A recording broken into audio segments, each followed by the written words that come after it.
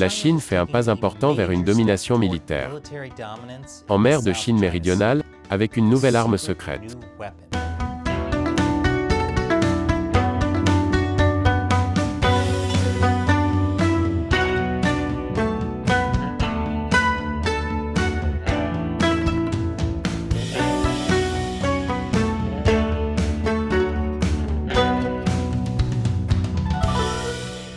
Bienvenue sur Chine non censurée, je suis Chris Chappell. La Chine a fait beaucoup de promesses en mer de Chine méridionale. D'abord de ne pas construire d'îles artificielles et de les appeler territoires.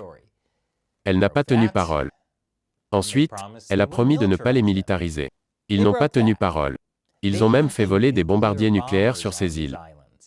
L'armée chinoise a déclaré que c'était pour pouvoir atteindre tout le territoire, mener des frappes à tout moment et frapper dans toutes les directions. Cela inquiète évidemment de nombreux pays d'Asie. La mer de Chine méridionale est traversée chaque année par 5 000 milliards de dollars de marchandises. De plus, elle possède d'énormes réserves inexploitées de pétrole et de gaz naturel. Et le Parti communiste chinois revendique tout cela. Et maintenant, le parti a construit une nouvelle arme dans la mer de Chine méridionale, qui pourrait assurer son contrôle sur la région. Une arme contre laquelle l'armée américaine pourrait être sans défense. Alors quelle est cette nouvelle arme terrifiante ? Des antennes. Sérieusement, des antennes. Maintenant, peut-être que ça ne semble pas effrayant pour vous. Ou peut-être que si. Peut-être que vous êtes allergique aux antennes. L'armée américaine l'est certainement, parce qu'ils savent ce que cela signifie. Selon un nouveau rapport du Centre d'études stratégiques et internationales, la Chine augmente ses capacités de guerre électronique et de communication.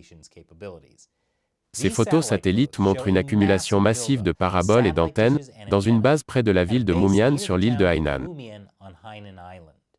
Elles fonctionnent en conjonction avec des antennes et des radars similaires sur le récif Subi et le récif Fiery Cross dans la mer de Chine méridionale. Qu'est-ce qui est si effrayant ? Ces bases pourraient permettre à la Chine de transformer la mer de Chine méridionale en une zone morte de communication et de navigation. En d'autres termes, tout l'équipement militaire très coûteux des États-Unis pourrait être sans valeur. La guerre électronique et de communication est l'avenir de la guerre.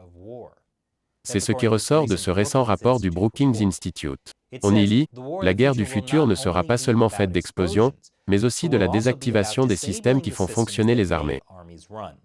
Nous pourrions voir des effets aussi rudimentaires que de rendre impossible le démarrage d'un char, ou aussi sophistiqués que de recibler un missile en plein vol. Imaginez que la Chine lance une invasion de Taïwan, et soit capable de rediriger les missiles américains vers les porte-avions qui les ont lancés. Cela vous semble-t-il tiré par les cheveux ? Attendez un peu. Ces bases militaires construites par la Chine sont idéalement placées pour détecter, surveiller et interférer avec toute activité électronique dans la région. Les avions de combat pourraient ne pas trouver leur cible. Les drones pourraient se retourner contre leurs propriétaires. Cela pourrait briser le réseau complexe de partage de données, qui est censé rendre les armes modernes, telles que le chasseur furtif F-35, extrêmement efficaces. En gros, les appareils numériques de la zone pourraient être piratés. Et c'est déjà arrivé. L'année dernière, un reportage chinois a affirmé qu'un avion de combat américain avait perdu le contrôle alors qu'il survolait la mer de Chine méridionale. Selon le reportage, les avions de combat étaient complètement hors de contrôle et ne pouvaient pas communiquer avec le monde extérieur.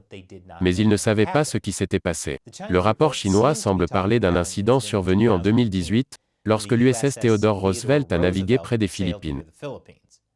Le Roosevelt a envoyé un avion de surveillance. Le pilote a déclaré aux médias philippins que la Chine avait tenté de brouiller l'appareil.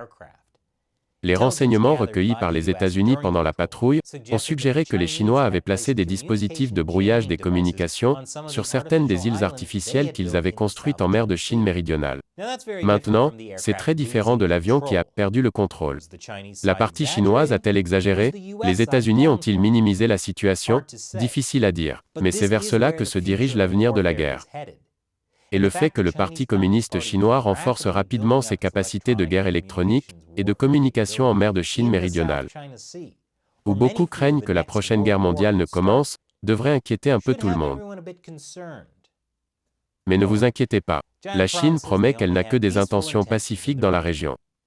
Qu'en pensez-vous ? Faites-le moi savoir dans les commentaires ci-dessous. Encore une fois, je suis Chris Chappell, à la prochaine fois.